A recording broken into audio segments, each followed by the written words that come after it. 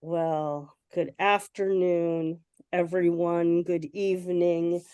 Bienvenidos. You are here tonight, for Cultivating Voices live poetry. And it's December, and it's the 2nd December of the month, which means you're here for our beautiful, prismatic, exceptional season finale, year-end finale of our new books showcase. Well, do we ever have a showcase for you today?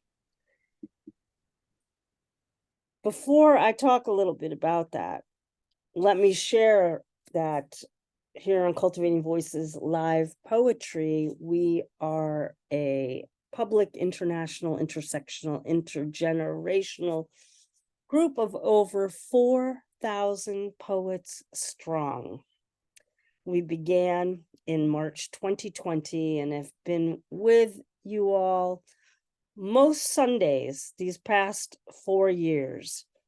I want to give a special shout out to our poets who joined us last week to open our month of December, our month of light. For our Poets Focus, the word was lighthouse.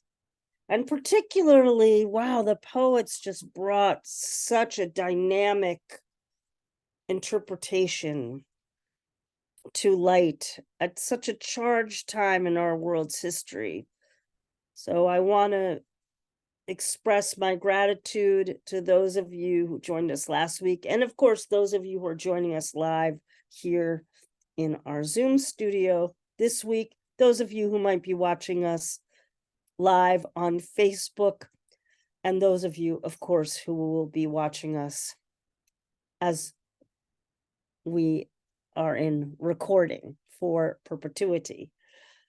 I also want to wish two special wishes out here.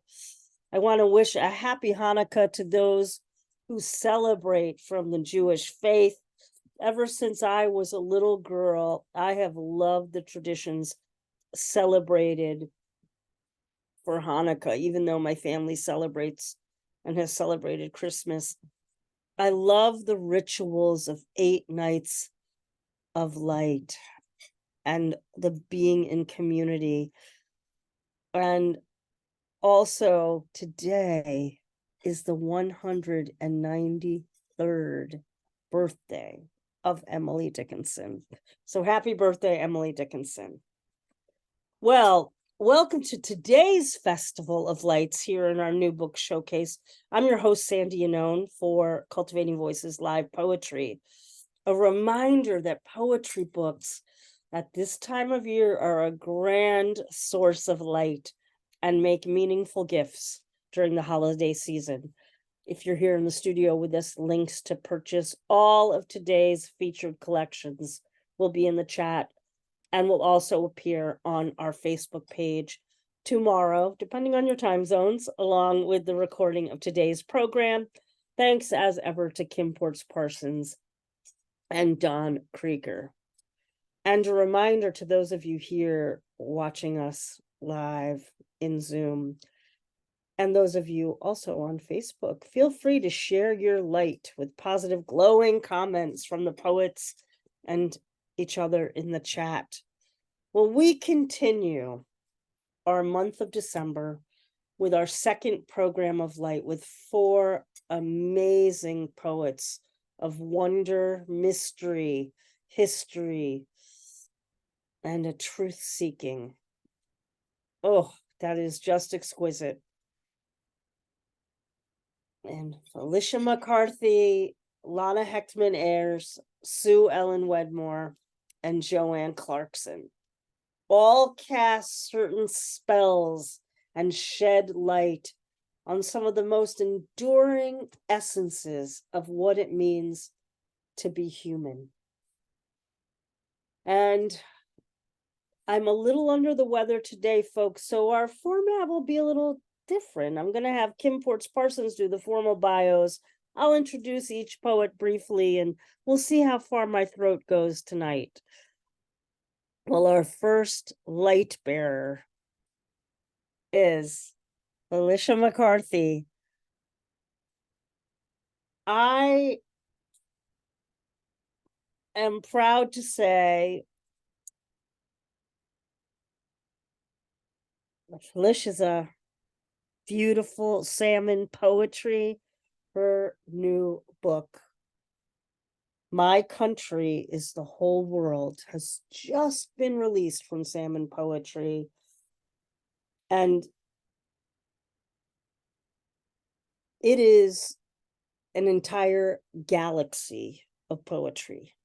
It is really beyond worldly, in my estimation.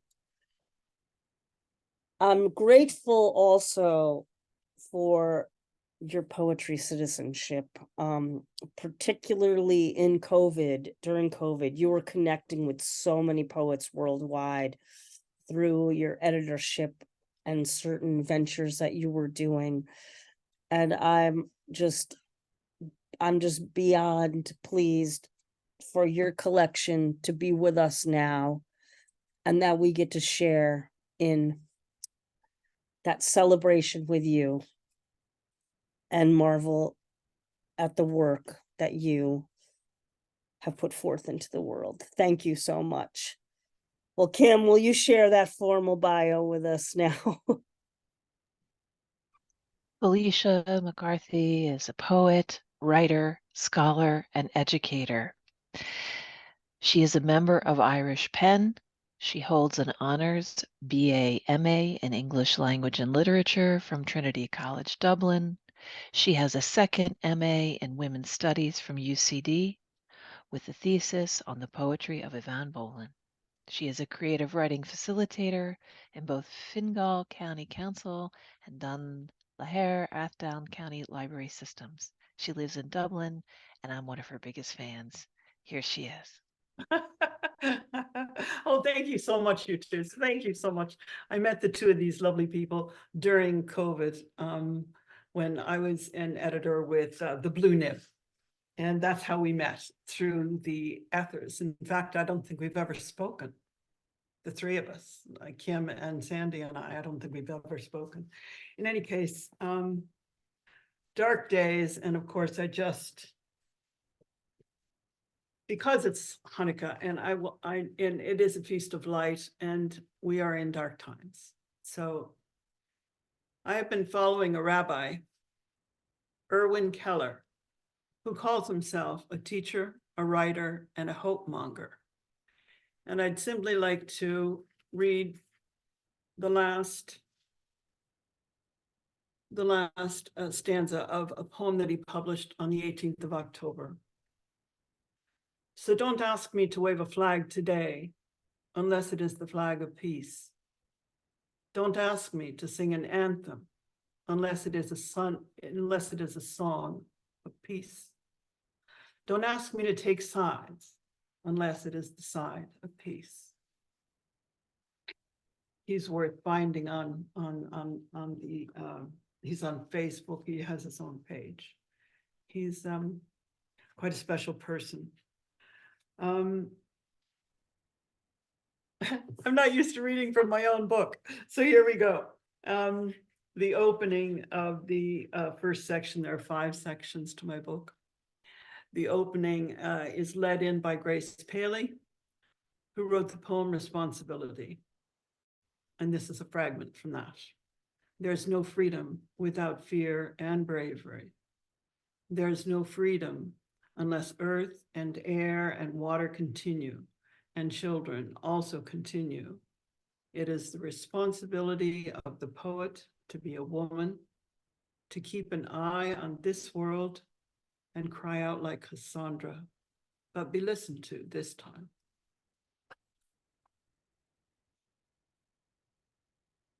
The opening poem is called Climate Justice. I don't know if you know it, but the President of Ireland, Mary Robinson, from the 90s, the first woman president of Ireland, came home from, she's one of the elders of, with Bishop Tutu, and they're of the 9 elders that Tutu gathered to oversee the world. She came home to do work on climate justice and to be with her grandchildren. Climate justice. October brings all that July held back. Sun in a clear sky. Dry for more than a day. Fog, both early and late. In the blue dark morning, the red light of Venus signals a warning. At dusk, a mist rises to hide the setting sun from the change and loss we must now weather together. I like to take a myth and turn it upside down and shake it up. I write my own personal history, the history of the world, and the history of feminism. I'm a political poet. I'm a myth maker and a myth buster. The next poem I'd like to read is Pomegranate, which are all marked, but of course I still can't find them. Pomegranate, a revision. 9 seeds were all it took to thicken the plot into a myth that cut the year in half and half again. Sticky when wet, the pink and gold skin of the fruit is thin but tough. A sharp blade, a swift slap on the black granite creates a path for the red juice to drip along your fingers, wetting your wrists. The bright seeds glisten in the air as if aching to be spooned. 9 seeds consumed in the dark was enough to cause a cleft in the earth, with time left for the daughter to find her lover in the underworld. Ceres settles by the hearth to rest, trusts her daughter and her years of good mothering. Persephone returns a woman, pregnant with spring. I think we need to rewrite our myths in order to take the violence out of them and put autonomy into them. I'd like to read this first of 5 poems. I'm not going to read the 5. There's a sequence I put in here for my mother because she was quite an influence on me. And this first poem is called The Reader. And the first lines are May Sarton's. Once more, I summon you out of the past. With my querulous love. Today, I remember the adventuring mother, my own Marco Polo, whose china was the library, whose exotic spices were books. You traveled once a week to the Carnegie in the harbor, returned with stacks to sort through, dip into, you'd say, as if each were a new soup to savor. At dawn, I would find you in the honey maple chair, pushed back from the kitchen table with its yellow lino top. I can smell the burnt toast, see the black crumbs on the cobalt blue plate, the butter grease slick on the gone cold coffee. I hear your soft chuckle in the hall where I hide. I watch your ring flash as you turn the page, stealing one more moment before the work begins.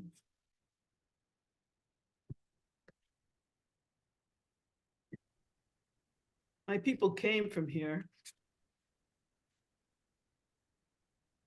They were forced away during the famines.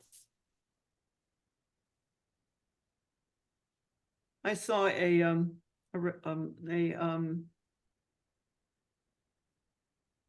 would you call a miniature? It was called The Famine Ship, and it was by a sculptor called John Bean.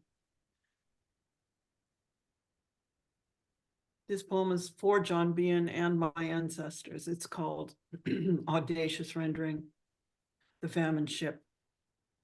From the forge of his imagination came a boat out of the past, carrying an empire's shame. and our ancestors. Audacious rendering. The sight of it knocked the wind from my sails. Moorings loose, my mind slips as the body remembers. Hands grip the masts of a ship too small to carry them all. And they ride the wind as if born to it. Open mouths catch the sea spray to clean the brown slime of blight from their throats, the seaweed stains from their teeth. Thin as the sheets of sailcloth they replace, their flesh sways in the breeze, rags on a line whipped by the wind. Larger than life they are, on an ocean without an edge. Despair or hope must hold them fast. They have nothing left to lose, but all of our lives. I think it's time to remember that we're all immigrants and we're all part of the same world. We can draw boundaries.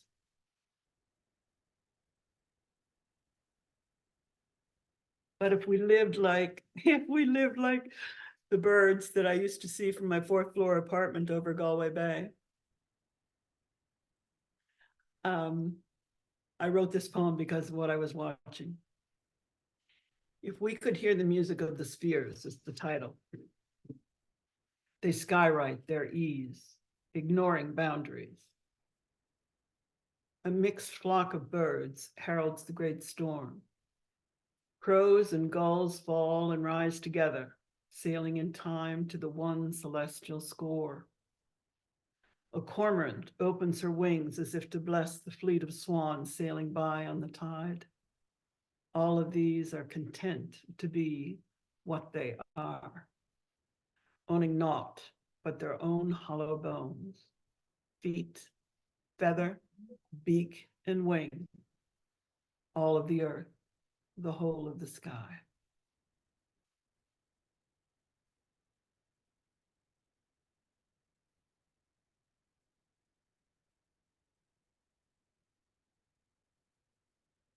Thank you. Full circle.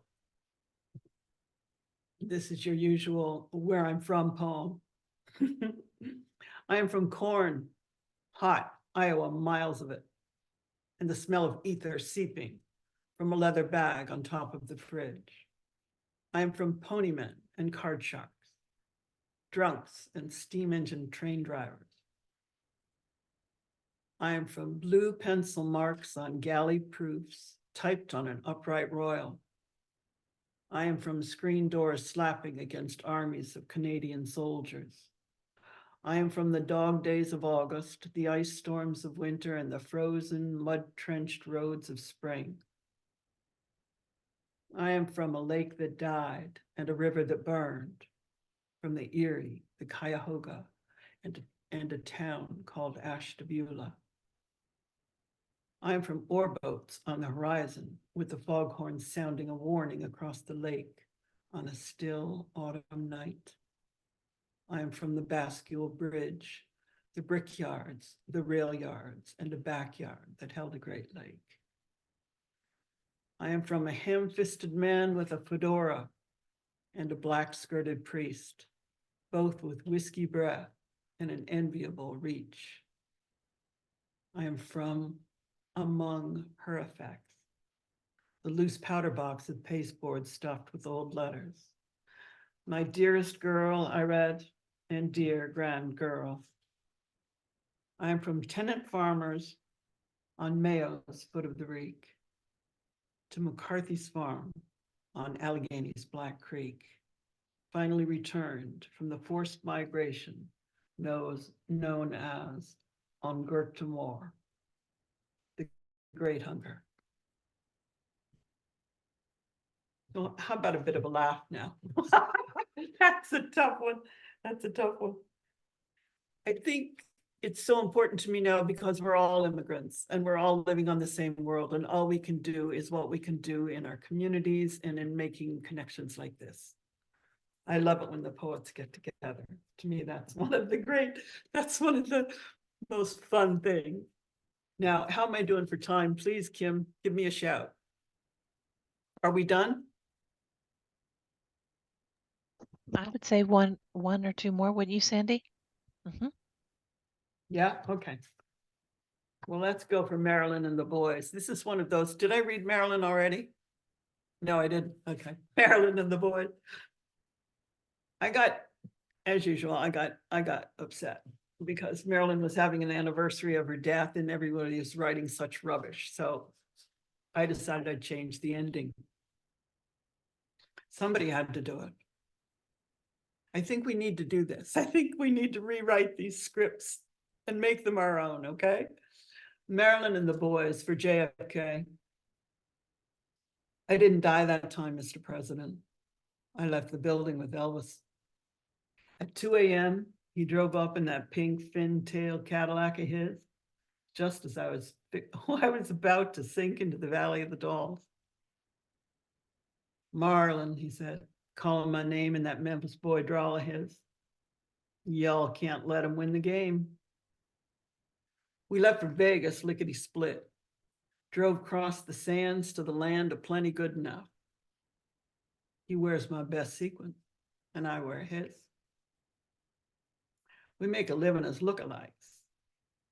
You know, that last life was fine with you and Bob and Jimmy.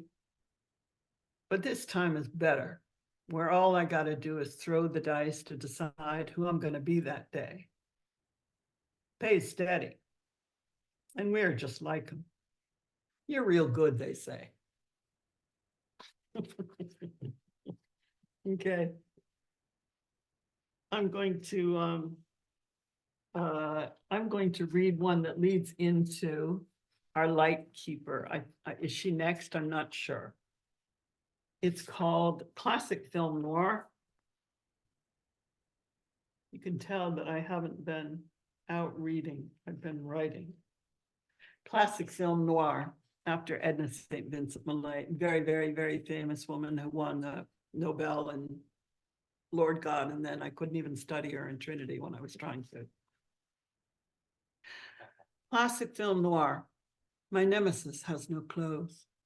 She does not live in the light.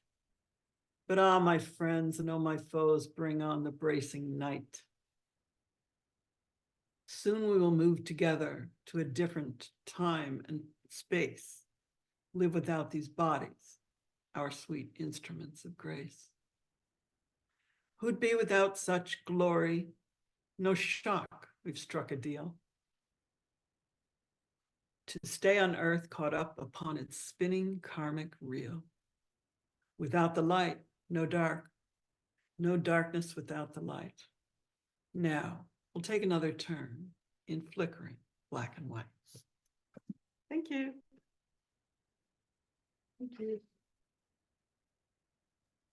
Cheers, everyone. Oh, everyone. Oh, everyone. Gather and buy these books. Gather and buy these books. That is Felicia McCarthy with My Country is the Whole World. And look, I have built you folks, the four of you, up so big in my head, in my delirious head this week. And you're living up to every moment. You're soaring far above it, far above it. Just a couple things about this fabulous collection, which I had the privilege of reading before it was in all its beauty here, thanks to Siobhan and Jesse, of course, at Salmon Poetry. I love how you call in all the women. I love how you call in all the women poets, Lucille Clifton, Adrienne Rich. I mean, you've mentioned many that you've called in. I'm calling in a few more, and of course, any day anybody's calling in, Evan Boland is like the best day on the planet for me, and for you to also talk about the political nature, the significance of the political, and how important Mary Robinson is and was And folks, if you don't know Mary Robinson now, if you know her from when she was president of Ireland, but Mary Robinson continues to be this beacon, like this absolute beacon. So much so, well, she and Evan Boland went to Trinity College together, I believe. And go ahead, you can unmute, and you can They met unmute. in college. They met in Yeah, college. they met in college. They were best friends. Yeah, they And were best so, friends. when she became president, Yvonne was, the best woman poet in Ireland, and she wrote an homage to her friend Yes, for yes, yeah, it's lovely. yeah. And But and of course, so much so they were such good friends that when Evan passed, yeah, and Poetry Ireland held the amazing service, worldwide service. I was watching it. yeah, Speaks Mary Robinson. yeah, of course, yeah. Mary Robinson, of course. So again, your poetry calls in all this significant energy and casts so much light through the darkness, as you said. I mean, through history to the present. And it's so important. I just think that all of us, and we need to listen to the next person, Sandy, because you and I are going to finally meet in the spring. Yeah. But here's the thing. The connection on Zoom is important, and your connection is international, and you've connected 4,000 poets. I mean, that's just massive. So we need to talk to each other, and we need to, support each other and stand up and say our own truths, and gather and talk and take care of one another. I think that's what we can do. So I'm going to mute so that I can hear someone else. And we do it one poem at a time. Thank you so much. That's Felicia McCarthy, everyone. Well, again, I'd stay here all day with these four, so usually we're out within an hour, but I knew I was in it for the long haul today. It's all good. It's all good.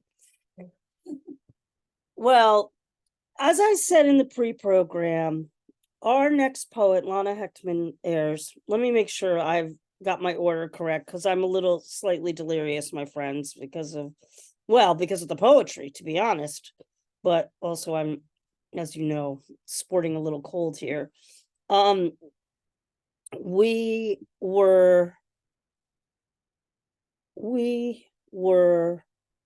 together talking, Lana and I, and Lana one day just sends me an email saying, "Oh, I think you're gonna I know this poet that I think you're really gonna like." And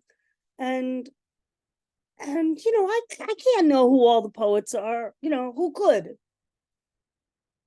And I'm like, all right, I mean, Lana is a consummate poetry citizen, editor. I go to as many of her readings as I can go to. You know that, Lana, right? I mean, I'm there in the audience as much as I can be. I try not to be like a heckler and cause too much trouble, but it's okay if you throw me out every now and then. Anyway, she tells me about our next reader, Suellen Wedmore, who I had not met before. And I look up, and she says, "I think you're going to enjoy this book." And because it was about women lighthouse keepers. Well, not only is it about women lighthouse keepers, then I find out that Suellen is from the town near where where I used to go with my grandparents every summer. Like, the connections just kept going and going and going. Well, I had already been hearing the poems from Lana's two new collections that you're going to hear from today. well, we've been on the Rattlecast together. Not, I wasn't on the Rattlecast. I was on in the audience at the Rattlecast. When Lana was on, you go listen to that consummate interview and reading that she has with Tim Green. Amazing evening that was. From her, I'm listening to all the poems from her 2 books. I know she's gonna, I know she's gonna make a great recommendation. She sure did. And an incredible reader. As I said, I go to as many of her readings as I can. I can't also express enough what a significant poetry citizen and editor, and the voices that you bring, Lana, to the front, that you bring into our poetry consciousness is just immense. And every opportunity I have to sing your graces, and I'm gonna do it. So I'm grateful not only for your poetry, which I'm immensely grateful for. I love hearing your poetry, but I'm grateful for your humanity and how you use poetry as the platform to call in more voices, to do exactly what I hope I'm doing, which is rising tide lifts all boats. So Kim, would you share Lana's formidable formal biography with us? With pleasure. Lana Hechtman Ayers' most recent collection is When All Else Fails from the Poetry Box 2023. She has shepherded over 100 poetry volumes into print in her role as managing editor for 3 small presses. Her work appears in Escape into Life, Rattle, The London Reader, Peregrine, The MacGuffin, and other journals. A National Book Award nominee, she won honors in the Discovery of the Nation and Rita Dove Poetry Awards. Her favorite color is the swirl of Van Gogh's The Starry Night. Welcome, Lana, and thank you. Thank you so much, Kim and Sandy. Sandy, I mean, you are the light in the poetry world. You have done so much for so many, and you continue to do that. I think the cause of poetry has been furthered 1 billion times by all of your efforts. And I thank you for that. And I thank you for your kindness and all you've done for me. And I really appreciate it. It's a delight to be here at Cultivating Voices with these women, 2 of whom I know and love, and Felicia, who I just have fallen in love with, and I can't wait to get her book. It's just a real privilege to be here, and I so appreciate it. I'm actually going to read from Overtures today, which is my most recent book, and it came out in September. I've decided to do kind of a greatest hits, which just means I'm going to read the poems that folks have told me they like the best. But I'm going to read one of my favorites too. So that's kind of how my reading was determined today. The first poem I'm going to read is what's become the poem I keep returning to in the book myself. Because I wrote it at a time I was feeling like a fraud. I was feeling like I just couldn't say what I hoped to be able to say in poetry. And it was just a very frustrating, difficult time, things going on in the world, things going on in my life. And then suddenly my father shows up. So this is the poem that I keep returning to because I feel like I learned something from him and from the process of writing this poem. And it's called Artist Studio Condemned. I want to own the ocean, carry it inside me, soul of persistence, engine of timelessness. Instead, I walk around, grief swirling through my veins, cut me and I bleed gray. No, you say, impossible. But fields of mustard inhabit the past. Somewhere there's a library from which all anatomy books have been stolen. This year, the lavender lost its scent and its way.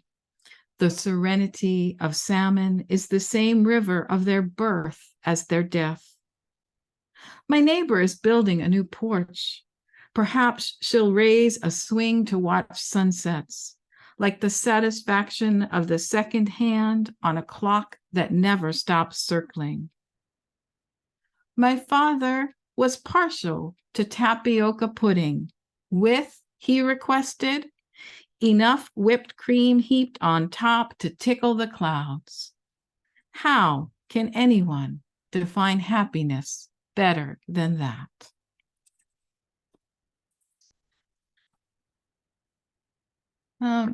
This next poem is after a poet, the poet Roxanne Beth Johnson, and it's called In This Crumbling House, Perhaps a Supreme Being Rises.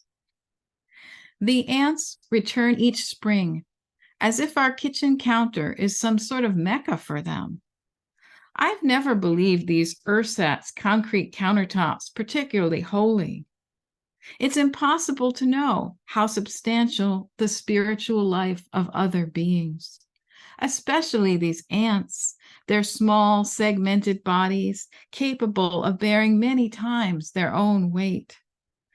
I confess to having, in my more callous days, thought nothing of crushing their dark countenances to ash.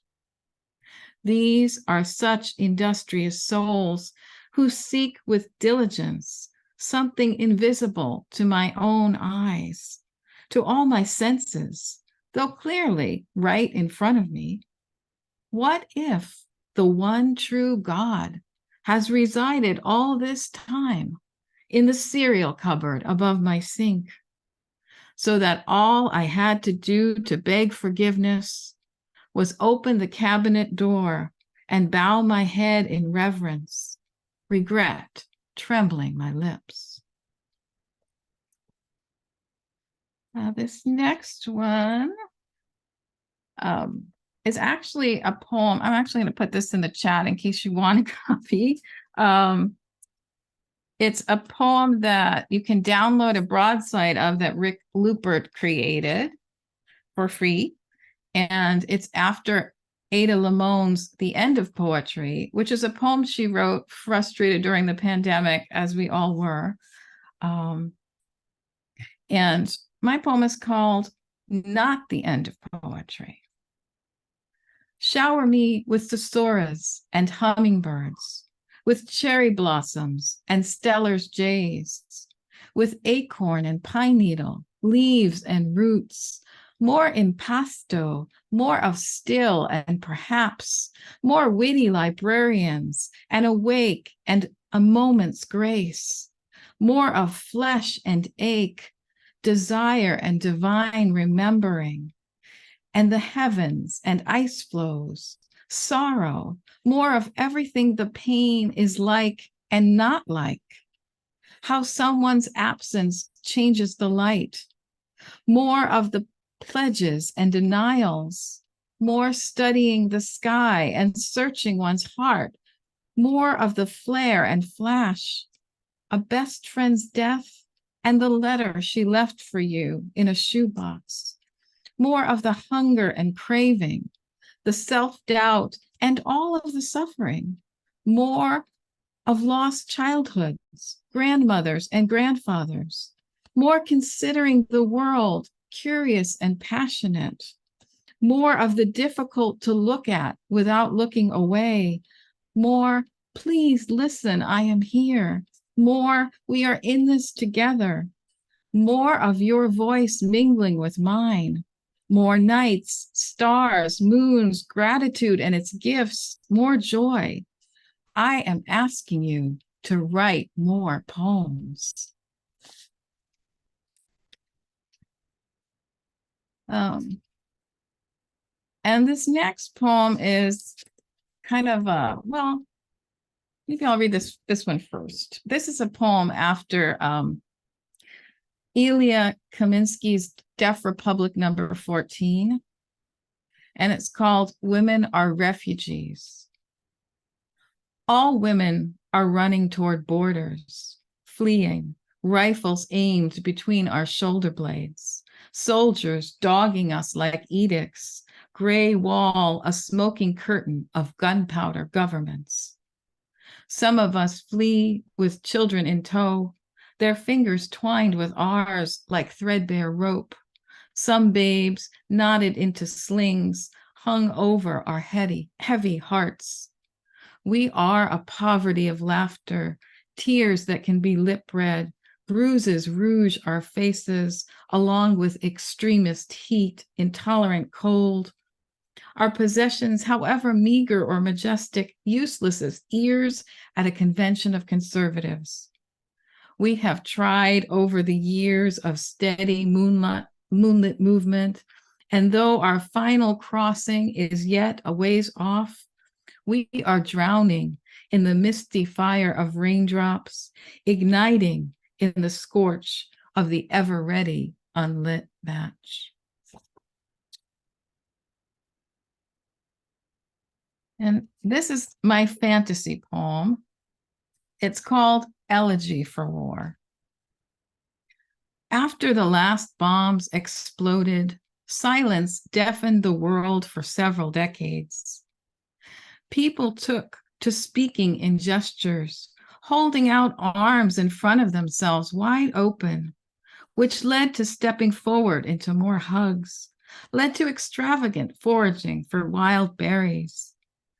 Vehicles of insurgents became homes to bats and rats. Only grouchy bears ever ventured near them. NATO morphed into a travel agency with free weeknight stays across Greenwich Mean.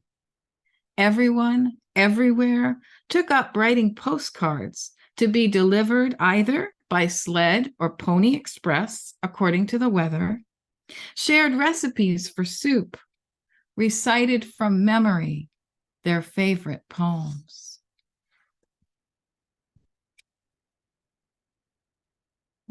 This next one, I was actually homeless for a little while in Boston when I was getting out of a really bad first marriage. And so this poem kind of pays a little bit of tribute to that. And I was feeling really blaming myself and feeling all of this is my fault. So this is my poem kind of about that. Wherever you go, home is the center of every apple you eat. Its starry pattern of seeds, an oft-broken promise. Home is the soles of your feet moving across earth, slowly, in any direction you choose. The sky, your breezy tent that frequently leaks. Home is a crust of bread, the generosity of soup seasoned with oregano and thyme that you wait in line for, bowl gone cold. Home is the clothing on your back, caked in the musk of a hard life you wear proudly. Home, the grocery cart full of memories, the shopping bag of empties. Home is what never abandons you. Sometimes that's a certain person's smile, or a paper cup of morning coffee, or the crescent moon glowing like a banner of forgiveness for others, but most of all, for yourself.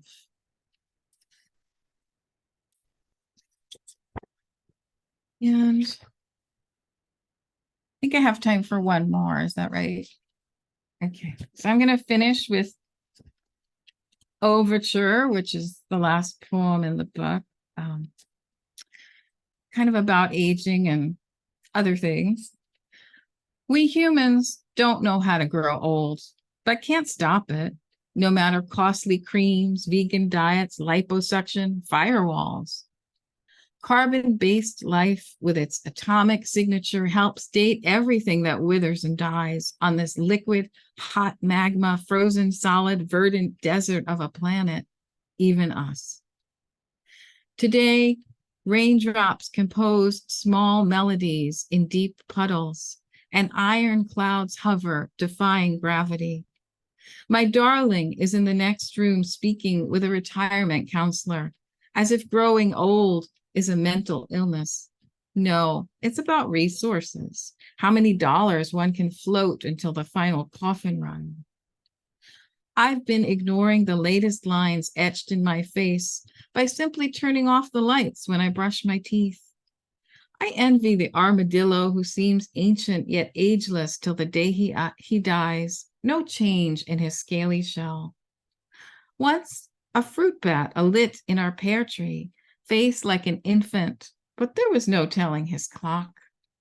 Since birth, my death flapped over me like a cockatoo, outrageous, outspoken feathers bright as insult. What a thrill it would be to forget time altogether. At a bus stop in August, as a tattooed stranger belts out a Christmas song, and others waiting tap their feet along. In a low-lit forest, as the ground springs up between your feet, bouncy and glad to carry you along. In the pages of a book of poems, especially the one where moonlight spills over a back porch like laughter, and on the balmy breeze, there's a whiff of warm strawberry rhubarb pie, a promise of lusciousness still to come. Thank you.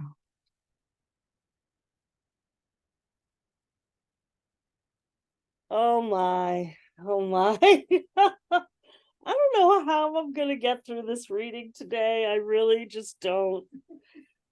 I look forward to meeting so many people in person. But I have to say, in all honesty, you're at the top of my list. And when I do, I am going to wear my very special Starry Night cape Thank you.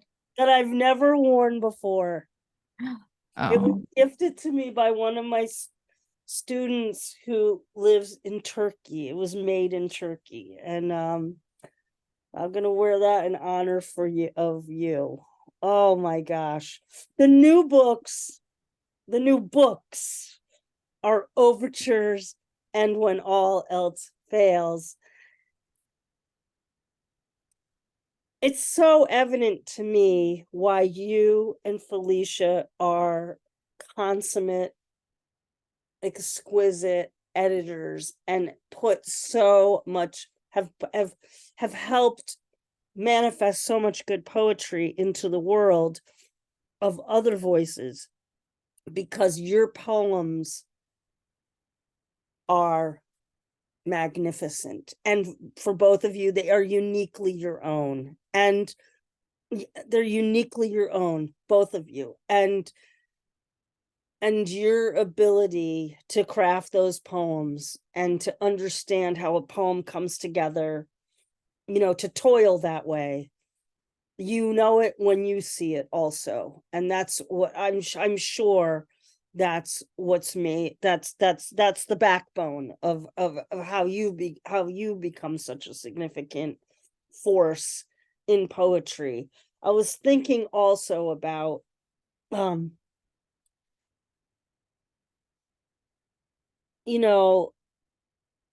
poem Not the End of Poetry, and it really made me think so much about how poetry really carried us through the pandemic. And for so many of us in this room, we're still coming to these readings, and we remember what it was like to be in these Zoom rooms, or it wasn't even Zoom at the beginning, but in these gatherings for the very first time, and the lifelines that they created. And in fact, I think when history looks back, we're going to actually find that the pandemic created a renaissance of poetry. Because what I have heard come out of the pandemic has been just mind-blowing. And I think it came from the well of grief. And, you know, you like to talk about grief. I like to talk about grief. And yeah, so I really believe that that's what we will see. Thank you for being that light bearer that you are. And I'm looking forward to that time when I can meet you. It's going to be a cosmic hug. Sandy. It's going to be a cosmic hug. Who doesn't look forward to the cosmos? I mean, you know, that's going to happen in Dublin too, Felicia. You better get ready for that too.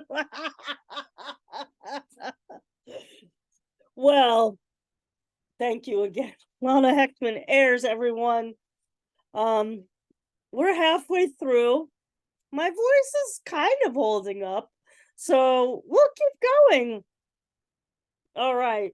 Well, as I said, you know, Lana was the first star in this constellation. She got the whole constellation going. And then us seeing like, oh my gosh. And then, then she pulled, well, we'll talk about Joanne next, but we're going to talk about Suellen Wedmore. Then she introduced me to Suellen Wedmore and Suellen Wedmore's work. She told me, Lana sent me an email and she said, there's this poet that I think you'll really love. I have a penchant, as some of you know, to like to write in the voice of women. And I have a series of poems in the voices of Bessardini. And I think Lana saw that and thought, oh, Sandy will, and on the history, of course, with the Titanic, and thought, oh, Sandy will probably really dig this book about women lighthouse keepers.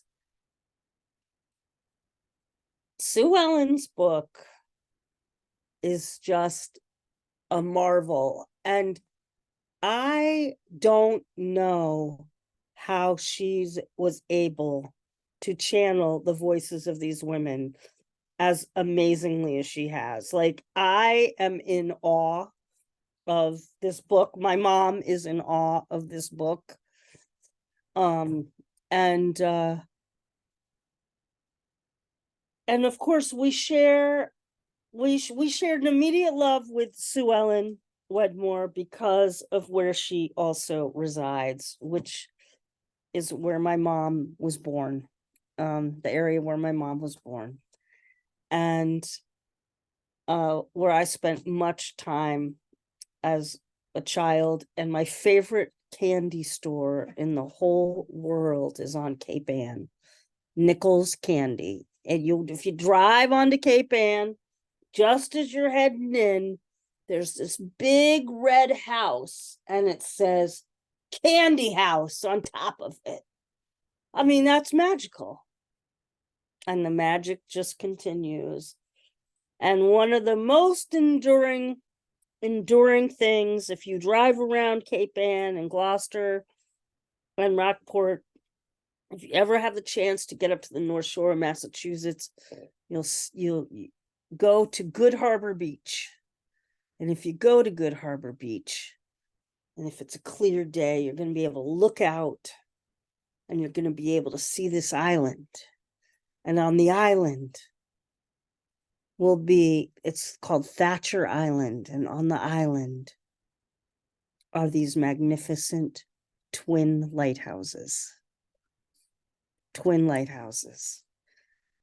Well, Suellen Wedmore writes about the lighthouse keeper, one of the historic women lighthouse keepers of those Thatcher lights, among 5 other women lighthouse keepers in this just beautiful, beautiful, beaming book of light called A Fixed White Light. I'm just so grateful Lana introduced us to each other, and I'm also immensely looking forward to meeting you wherever we meet on Cape Ann and sharing poetry together. So thank you, Suellen, for being with us today. Kim, how about it? With pleasure. Suellen Wedmore, Poet Laureate Emerita for the small seaside town of Rockport, Massachusetts, has been awarded first place in Writer's Digest rhyming poem and non-rhyming poem contests. Her chapbook Deployed won the Grayson Press annual contest, and her chapbook Mind the Light won first place in Quill Edge Press's Women on the Edge contest. 4 of her poems have been nominated for a Pushcart Prize, and recently Down East Books published her full-length collection, A Fixed White Light, Poems of Women Lighthouse Keepers. Thank you. You can take it away, Suellen. There. Hi, well, I'm so happy to be here with all these wonderful poems and this wonderful energy. And Sandy just talked about Thatcher Island, and this is a picture because this was my first poem that I wrote about island keepers. The story is that Maria Bray in 1864, her husband had been given the role of lighthouse keeper on the island. He was wounded in the Civil War, and they came to the island in 1864. And as winter came on, the assistant keeper got sick, and he rowed ashore with the keeper.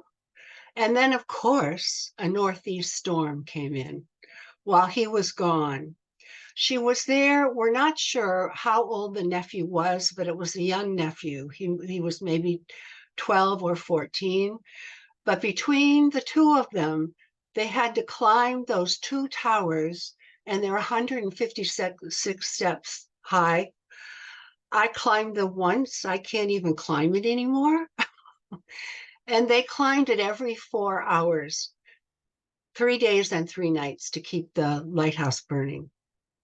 So she's what inspired me. I became obsessed with women lighthouse keepers. This is a picture of Maria Bray from the Cape Ann Museum.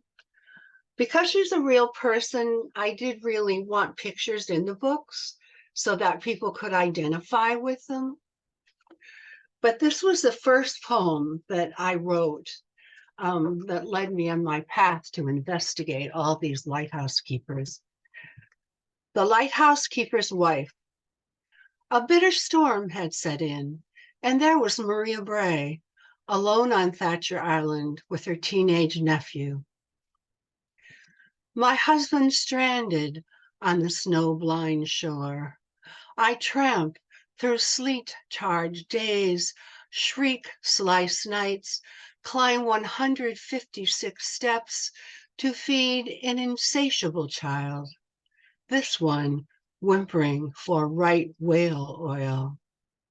The sea heaps with foam, the northeast gale white-crested as the storm that flung the shipwrecked Thatcher children like gulls' eggs against this island's granite face. I do not eat. What use is food? My world is oil and wick, scouring the sooted lantern panes. I'll not sleep until I hear above the surf Alexander's easy hello, until I touch his face with my cracked and frost-chafed hands. And he did come back on the evening of Christmas Eve night, if you can believe it, and they were reunited. The second poet I'd like to introduce you to is Kate Walker. Kate was a German immigrant who came to America with her young son and learned English from John Walker, who was the assistant keeper of Sandy Hook Light in the 1870s. A romance developed and they married, when to her dismay, because Kate was a gardener, she loved her gardening, her flowers. So her husband got promoted as primary keeper of Robin's Reef Light. And it's in New York Harbor, but look at what it looks like. It's called a spark plug light, and there's not an inch of green. So you can imagine she was really hesitant to move to this new home. And so the first poem that I have written for her is called Becoming My Light. In 1885, Kate Walker reluctantly accompanied her husband to Robin's Reef Light. 1. Gulls shriek.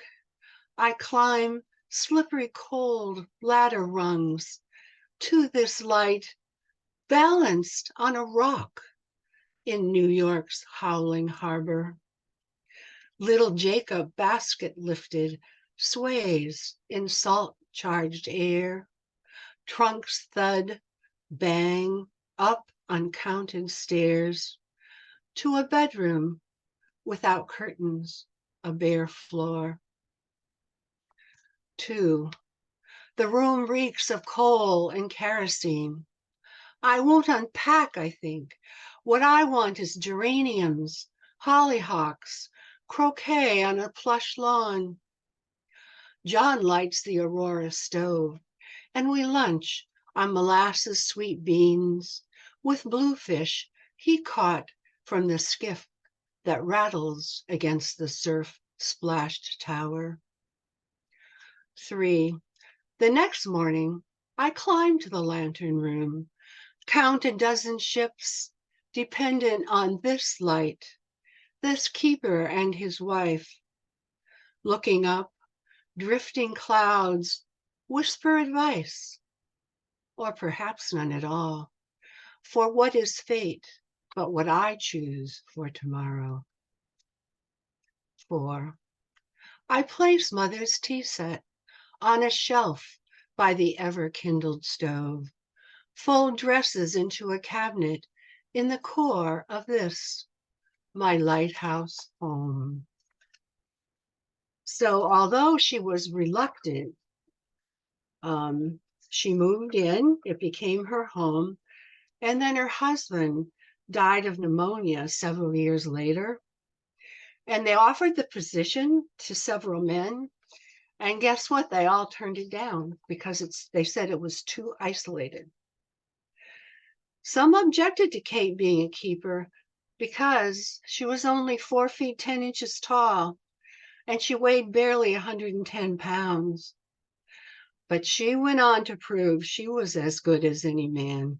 She rescued 50 people in her 29 years as lighthouse keeper. Women can do it.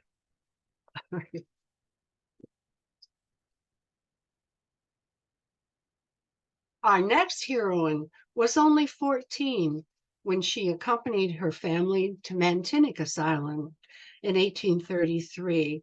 This island is off the coast of Rockland, Maine, and it's 20 miles from the mainland. And so even though there was a family out there with a lighthouse keeper, sometimes it was too far and the weather was too bad for the supply tender to deliver their supplies. And in 1836, Abby was 17 at the time. Her mother was sick and they hadn't gotten all their supplies. And so her father rode to the mainland in a dinghy to get medicine and food. And she was left alone as the lighthouse keeper for 3 long weeks in the gale of 1856. Seems like whenever they're left alone, something terrible happens. Huh? And this is a drawing of Abby at age 17. Can you see it? It's kind of a glare, isn't there? Keeping the lights burning. 1856, the storm. The Atlantic growls around my boot-clad feet when Pa sails away to get supplies. Keep the light burning, he says. Ma ailing, my sister small and needy, and that night a storm comes thumping. The surf pounds the bolted kitchen door. A wave crashes against the chicken coop. Boards splinter, and shingles fly. Priscilla, I cry, my pet hen squawking as I race into the surge. Gather her in my arms. The hens Charlene and Hope are next, until all but one are safe beside the stove. And when I look out again, the hen house is gone. Those who imagine snow as white haven't seen a northeaster, gray shrieking into blizzard black, the landing dock dissolved. I drag bedding up the tower stairs, coax Ma and my fidgety sisters up the tower to the lantern room, where safety smells of whale oil and January cold. We survive on eggs and cornmeal. I fill the lamps every 4 hours, scrape ice from the lantern glass with determined, mittened hands. And her father does come back after the 3 weeks, and they survive, but it was really tough. And she ends up marrying a lighthouse keeper and becoming a keeper herself. The fourth lighthouse keeper I'd like to introduce you to is Ida Lewis. She's a keeper. Her name was Ida Wally Zoraida Lewis. Do you love it? And she was only 15 when her family moved to Lime Rock Light, which is off the coast of Newport, Rhode Island. When her father suffered a stroke, she and her mother tended the light. And when her father died, her mother, who was then contracted as principal keeper, became ill. And it was Ida alone who maintained the light, without a contract, of course. She was an excellent swimmer and a rower, and she was taught by her father how to stabilize her boat for a rescue. And she's reported to have saved at least 36 lives during her 29 years as acting as keeper or assistant keeper. Almost all of it without a contract. And so I worried about her. After 20 years working without a contract, Ida considers addressing the superintendent of lighthouses. 1. Does it offend you, Mr. Silk Suspendered Pinstripe? A reporter's admiration for my accomplishments, despite scarf and petticoat in the photo in last month's evening news. Who saved more lives than me? And yet I am rewarded with trinkets, a medal, citations, a skiff so awkward, I leave it tethered to a stone. A man would have a stipend and a contract. I serve, and yet, please do not confuse a sense of duty with weakness. 2. Last week I heard a scream, jumped into my skiff, rowed toward a soldier foundering in the harbor, pulled him over my stern, thumped him on the back, and sculled him home. Heroic, but not so difficult as wrenching prejudgment from its unmarked channel. So it's interesting that Ida did get recognized because she had saved so many people, and because she was close to the mainland, she was recognized. And they even created an Ida Lewis Day. It was in 1869 on the 4th of July. And what's interesting about this, I think you poets will all love this. She felt shy. She had saved all these lives, So she couldn't speak. And guess who spoke for her? Thomas Wentworth Higginson, Emily Dickinson's correspondent and co-editor of our first book of poems. And this is what he said. Miss Lewis is grateful for your acknowledgments of what seemed to her a simple act of duty. And she is more grateful to divine providence.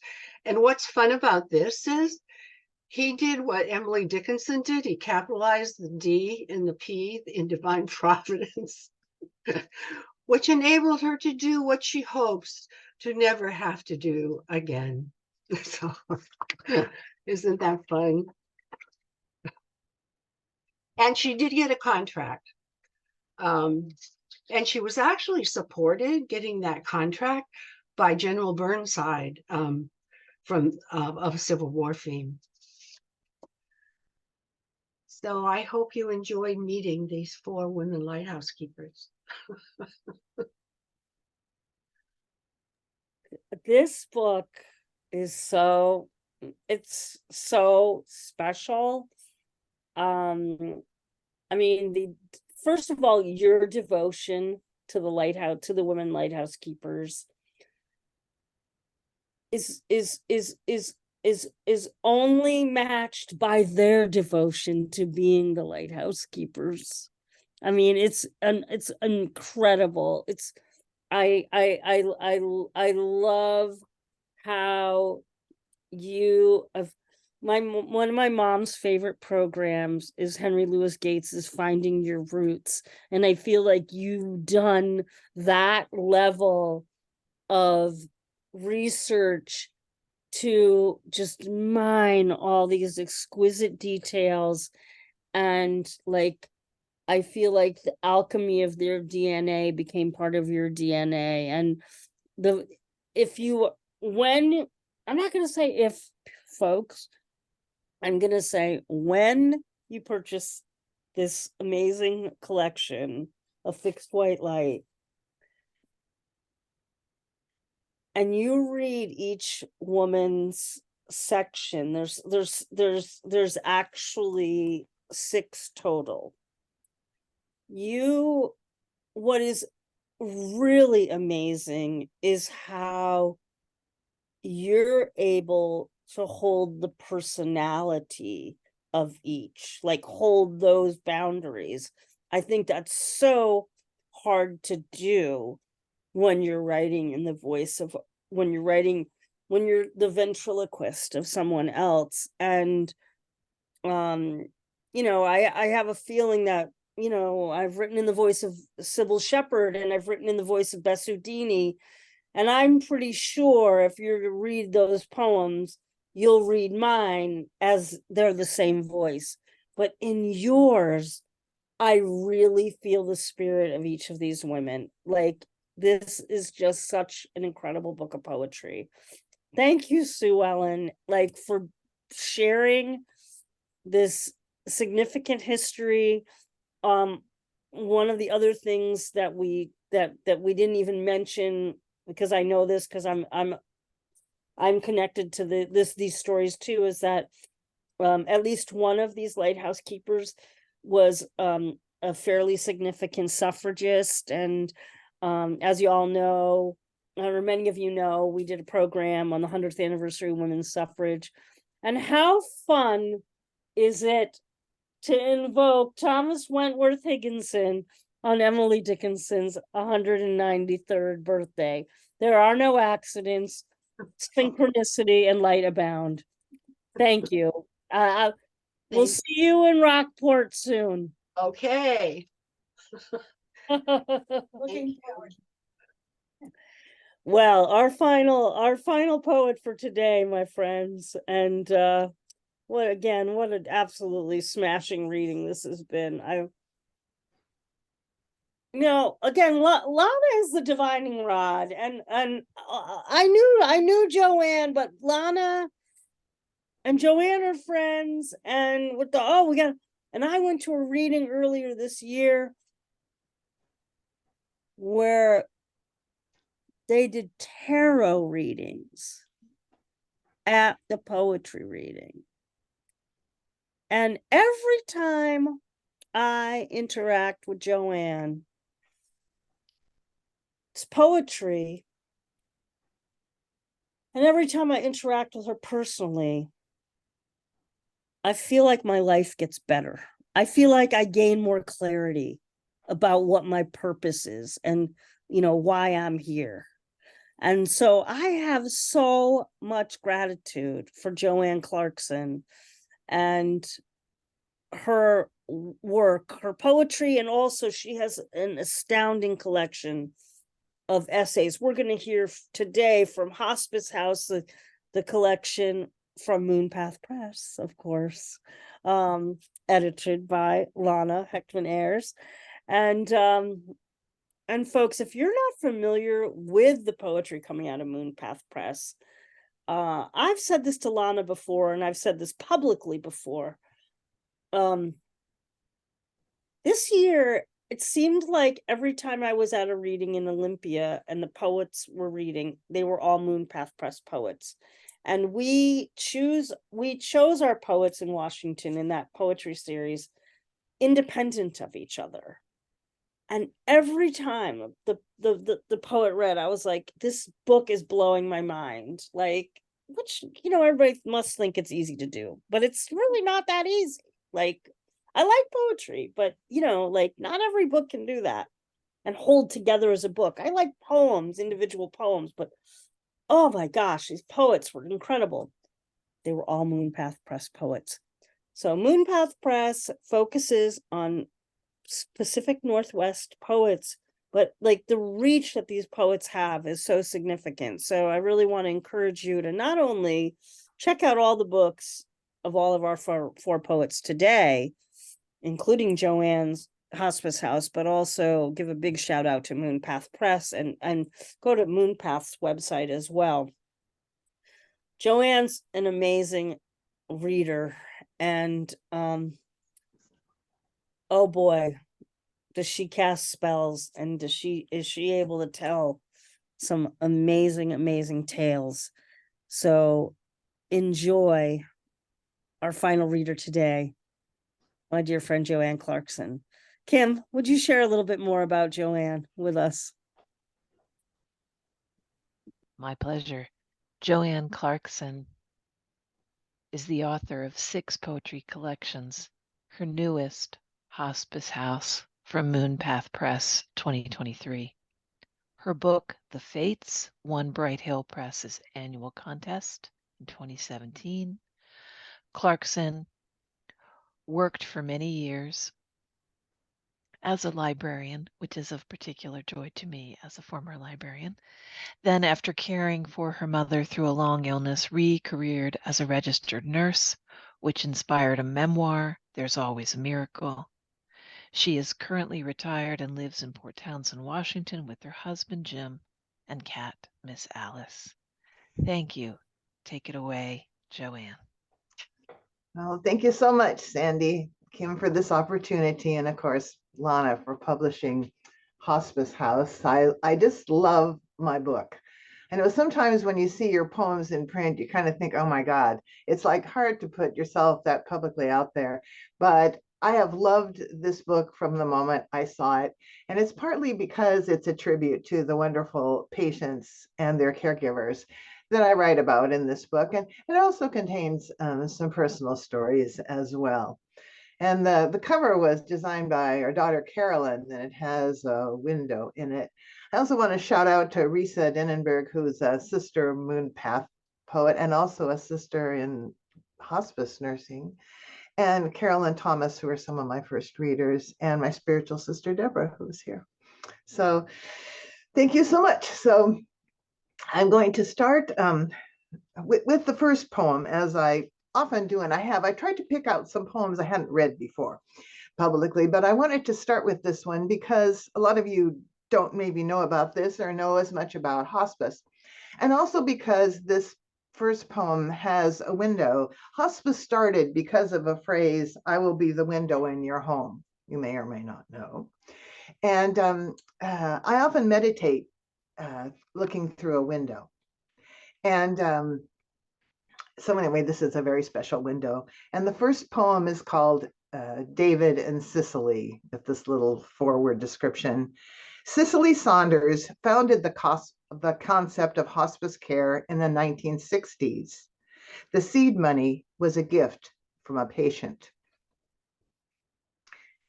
They were both dying in a different way that year at the bedside, speaking in dreams.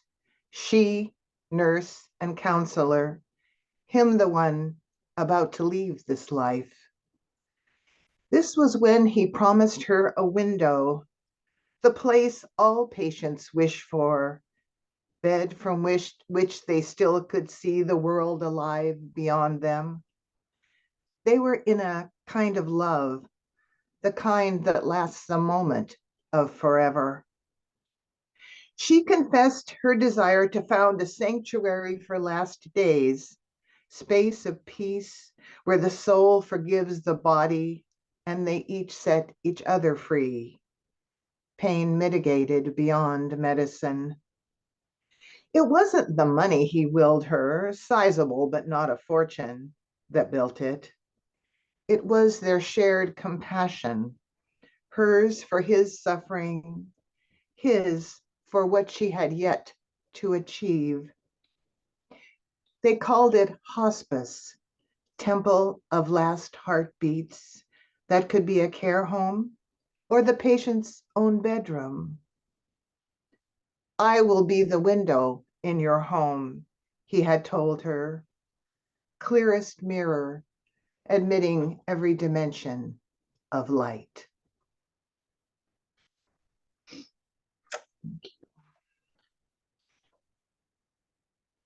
So we all have these kind of sacred windows we look through, I think. The next poem I wanted to read because I like the poem and it was inspired by a patient I felt especially close to. But after the book came out, I have a really good friend named Gail Hayward, who's an artist down in Olympia. And she told me she was going to read the book and paint a painting about one of the poems. And she chose the one about foxgloves. It's got a hummingbird in it too, which the hummingbird isn't in this poem. I wrote a subsequent, more recent poem about the same patient with a hummingbird in it. So she kind of combined the two. But I think it's really cool how the arts inspire each other. I know I've written many poems inspired by works of art, but she made a work of art inspired by my poem. Pretty cool. And so I'm going to read the poem Foxglove. Each June, hillsides shiver with them. Wildflower, no touch quite fits. Rose gauntlet for bee. Poison made into medicine for the faltering heart. Ultimately, we all die of heart failure. If you pick foxglove blossoms, bring them in, vase them, they will wilt in less than a day, never meant to be tamed. I had a hospice patient once whose small house faced the ocean, beach accessed by wooden stairs collapsing into seagrass. In spring, a vixen birthed 4 kits beneath that wood. We watched young foxes chase and roll with tides, scattering broken shell. What is poison? The wrong dose? Nature tainted? Too much juice to force through human chambers? I wore ordinary gloves to bathe his weeping wounds. We lost ground daily as young things grew, roamed farther up the shoreline. Summer arrived with dusty blossoms, even the bees lazy. On that last morning, I walked out and picked them anyway, stalk after weary stalk, favors for a heart at rest, named for an animal hand.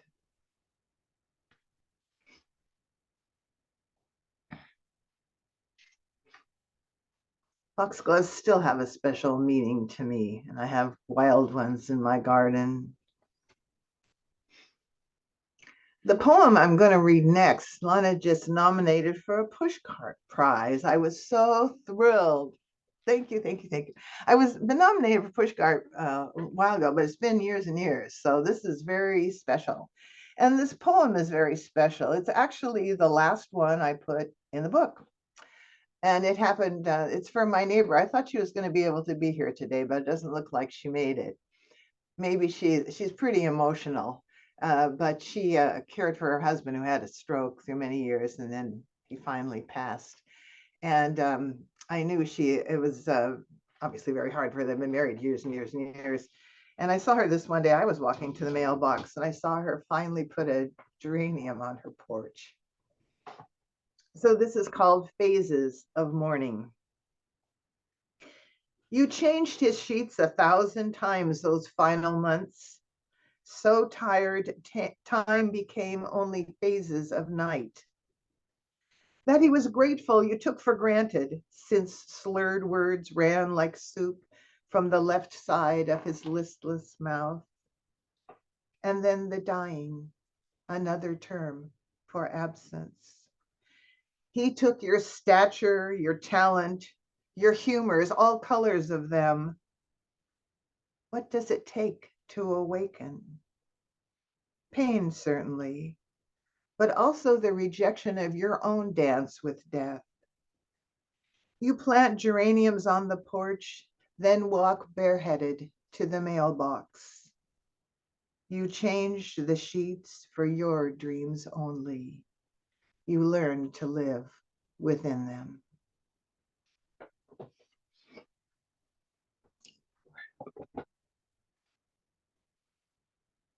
I tried to pick poems that wouldn't make me cry. Kind of one gets emotional when one remembers things. One poem that I always liked in this collection that I haven't read at a reading before was also for a woman who, this poem says her husband's cancer is in remission. It did come back and he passed. But she was talk about a brave go-getter sort of gal. And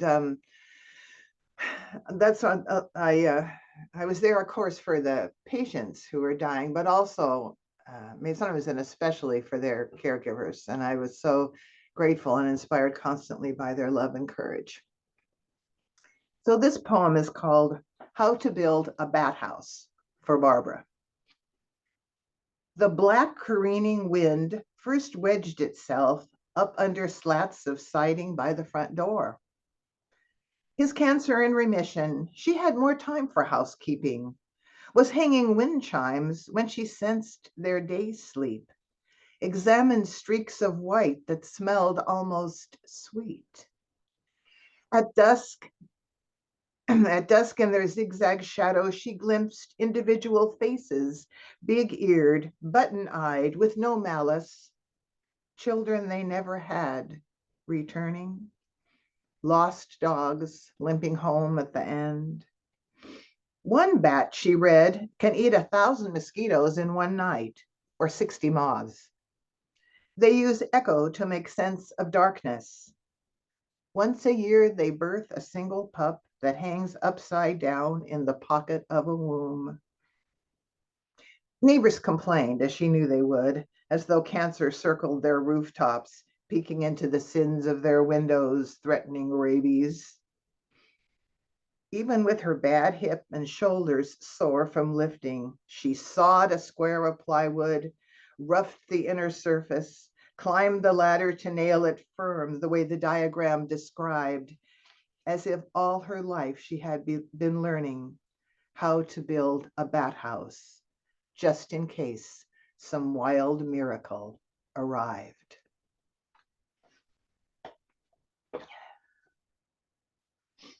I didn't know there was such a thing as a bat house until I saw Barbara's nailed to the side of the house. It's quite ingenious.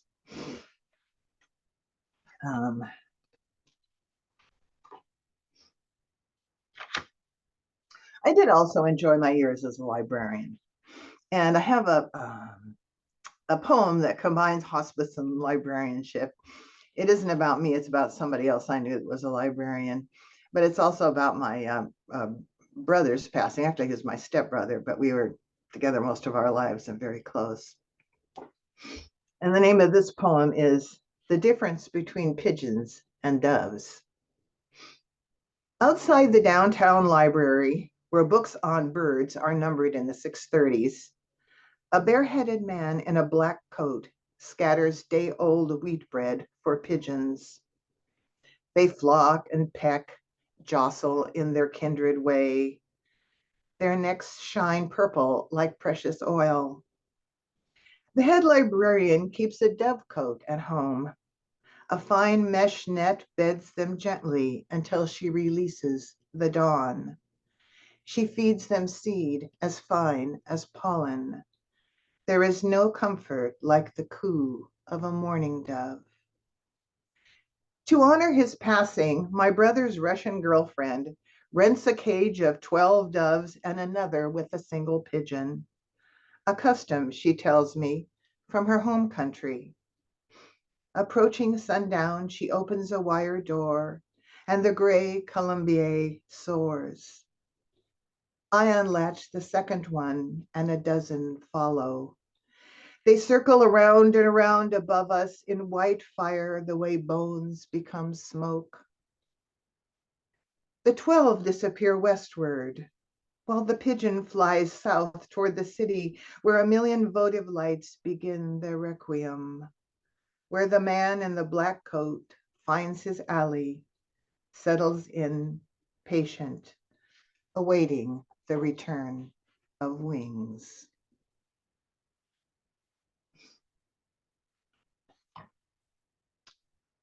That was a beautiful ceremony. Thank you, Manya. More and more, I have been, how should I say, when I remember souls or think about passing, for some reason, I've been seeing more and more animals. I think a lot of times our animal friends, the souls of our animal friends are certainly as dear to us as people we have known in our lives. And it's wonderful to honor and remember them and to know that in some way they still walk beside us or settle in our laps. And I had a very interesting experience. My father died when I was 10 back in 1960. And so I remember him, but only vaguely. And I don't really even dream of him very much, but I did, through a meditation led by a friend, end up, well, I'll let the poem explain itself. It's called Seance for My Father.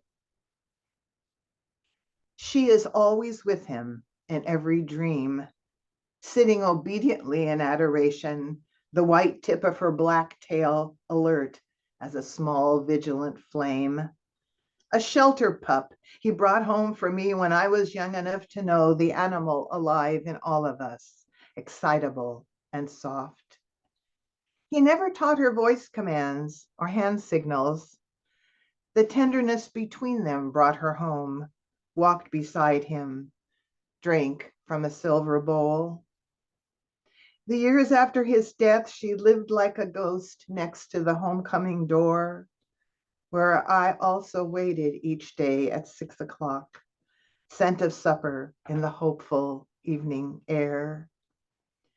Now that I am so much older than he ever thought to be, in dreams so deep everything is believed, I see her first, frisky mongrel rescued from a cage, and then the shadow of his firm, gentle hand caressing her fur, brushing tender against my skin.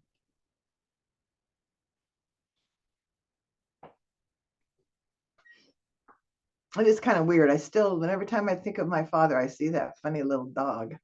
Her name was Money. I think I was like 3 maybe when he brought her home. And he must have paid money at the pound because my mom asked what she should name her, and I said Money. So she lived for a long time. She was very old when she died. And my mother would stand on the back porch every night. We lived out in kind of so she could just run.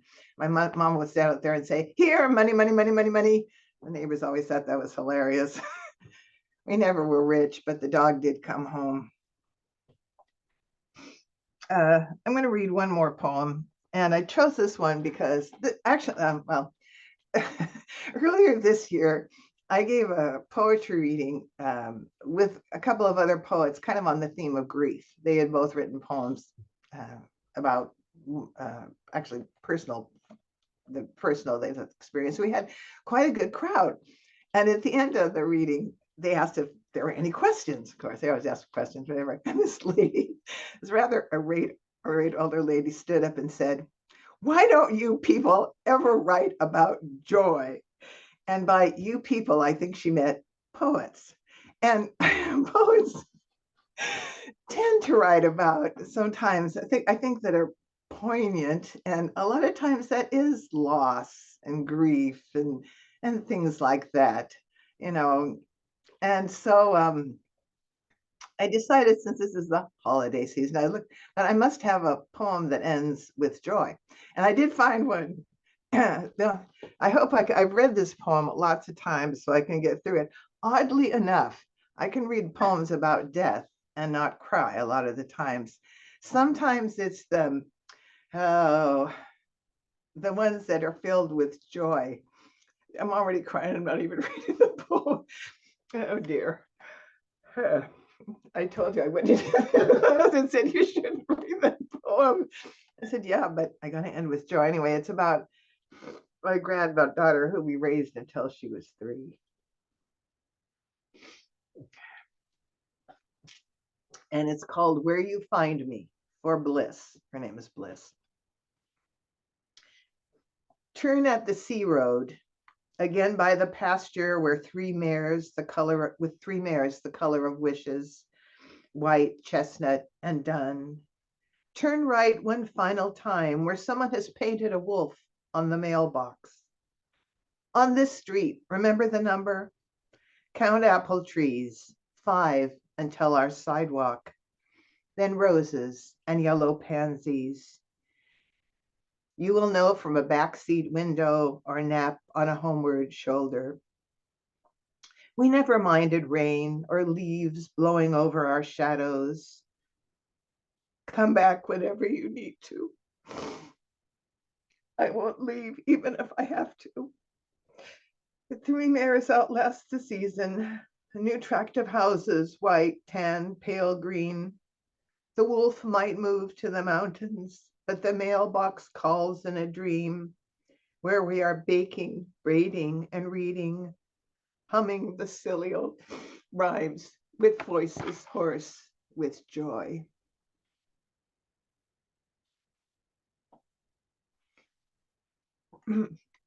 Kind of sad because we haven't seen her for several years. She was taken to California and we don't quite know what happened to her, but I'm sure she's okay wherever she is. She's a very blessed little person, son that she had. But anyway, so I was going to end with a poem of joy. But anyway, thank you so much, Sandy. And there is, and I guess one reason I feel free to be emotional is like, we've been saying more and more that it's so important to find your tribe, to find kindred spirits where you could really, really be yourself and be loved and honored, no matter what you have to say, no matter what you believe, no matter who you are. And I always kind of find that in my tribe of fellow poets. So thank you so much for being present today. And thank you to the other readers and to Sandy and Kim. Bless your hearts. That is the joy-filled Joanne Clarkson.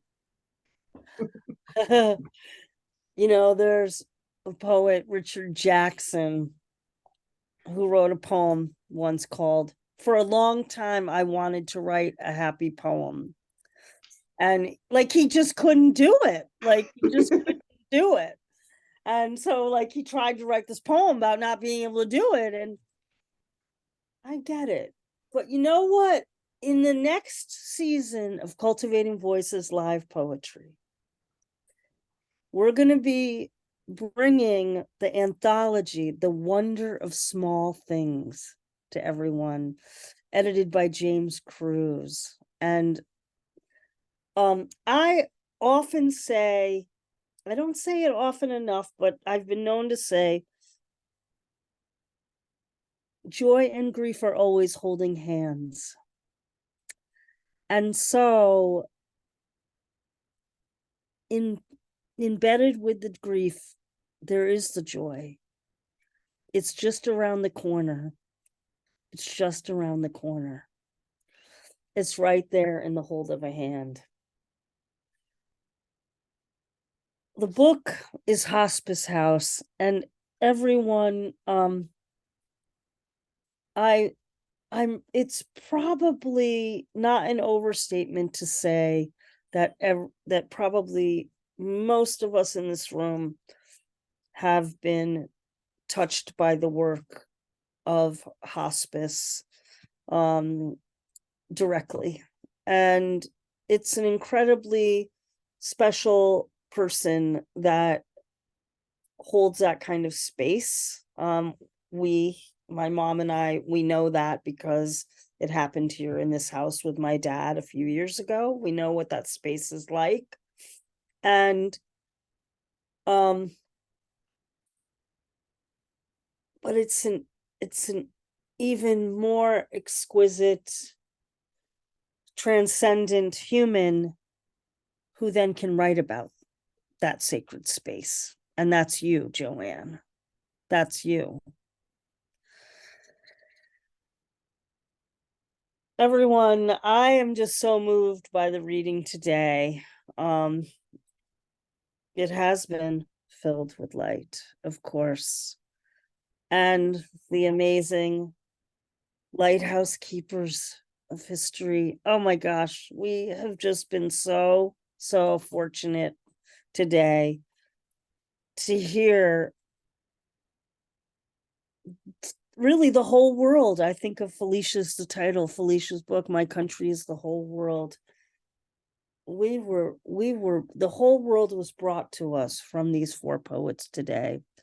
Would you please unmute and show your deep appreciation for Felicia McCarthy, Lana Hechtman Ayers, Bravo, bravo, Suellen Wedmore, Thank you so much. and bravo, beautiful, bravo. Bravo, beautiful Wonderful. poets, bravo. Lovely day. Thank Wonderful. you, everybody. and Happy Thank you, holidays. Sandy. happy holidays. Well, Feel better, Sandy. thank you so much. It's Yeah. been such a blessing to be with every single one of you here live in the room. I have a wonderful connection with almost everyone here, as far as I could tell from who's in the room today. And I'm so glad you joined us for this Festival of Light today. Again, my immense gratitude to Felicia McCarthy, Lana Hechtman Ayers, and Suellen Wedmore, and Joanne Clarkson. Again, I had put the reading up on a pedestal, and boy, it stayed on the pedestal. I actually think we built a new pedestal on top of the pedestal. The reading was so exquisite.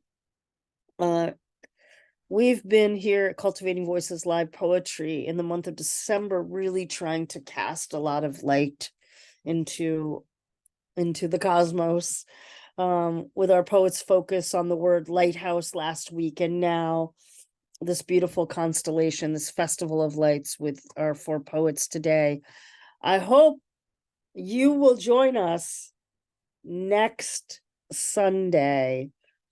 It's not only our December finale, but it's our season finale, our 2023 season finale for our Ho-Po-Oh reading, our fourth annual. It is our holiday poetry open house. And as you see in the chat here, we'll have some special guests joining us. Isaac Cohen, who's here today, Mona Zamfarescu, Maeve O'Reilly McKenna, Linda V.E. Crawford, and Josephine Loray will be our special featured guests, and all of you amazing lights. If you're able to join us, come be part of our Festival of Lights, which will be a candlelight vigil for peace. That will be next Sunday at the usual time, whatever time zone you are in. Well, I am going to bask in the light of this reading for a long time, and I'm going to go now rest my voice for next week. Everyone, please cast your light out as much as you can in these difficult times. I wish all of you out there celebrating Hanukkah my best wishes on the fourth night, and may the rest of the week be a blessing and a beauty. And just continue doing what you all do. And as I say every week, take good care of yourselves. Take exquisite care of your beloveds. And look what happens when we keep writing our miraculous light-filled poems. We cross space and time, and we create community. Keep doing it, my friends. I look forward to our celebration of light and peace next week with you. This is Sandy Yannone for Cultivating Voices Live Poetry. Be well, all.